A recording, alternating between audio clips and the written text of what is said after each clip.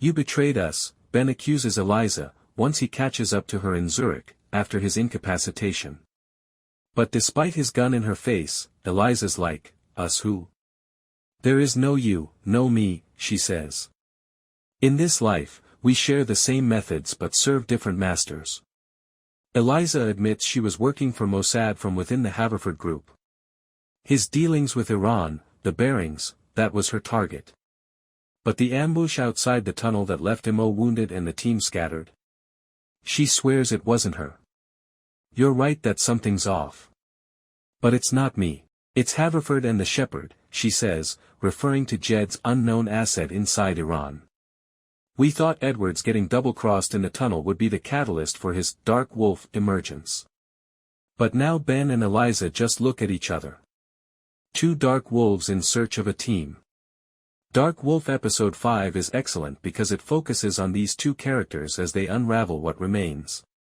But first, they need to get somewhere safe, which means Ben has to force himself to trust Eliza again. They'll have to defend each other's six, since a hit squad has discovered them in Zurich, and they're outnumbered. The hostel where Eliza booked a room is suddenly overrun by hostiles. They shoot their wa. Rafe Hastings, whose doubts about what they're fighting for were already documented, describes the consequences from the tunnel assault as an isolated cabin and a torture session with a prisoner from the attack. How did the Khalid network know we were coming, for example? But, even as Hastings attaches him to a truss and pours lye into his wounds, the man makes a point that Rafe may not be prepared to accept. They were both trained as soldiers. What about now? You are a mercenary, just like me. When the prisoner he tortured for what he believed was critical information is found to be an operator for German intelligence, technically an ally, friendly, Hastings, like Edwards, is once again left wondering what he's fighting for.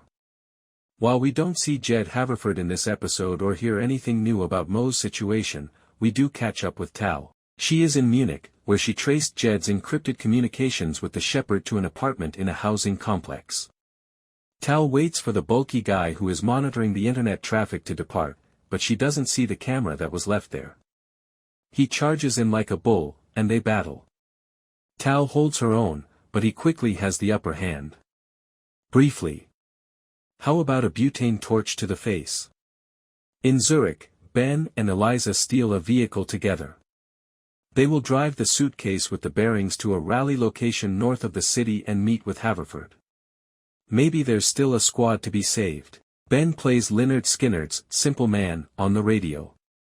This couldn't be more appropriate, given that an acoustic rendition of the song appears in the Dark Wolf opening credits.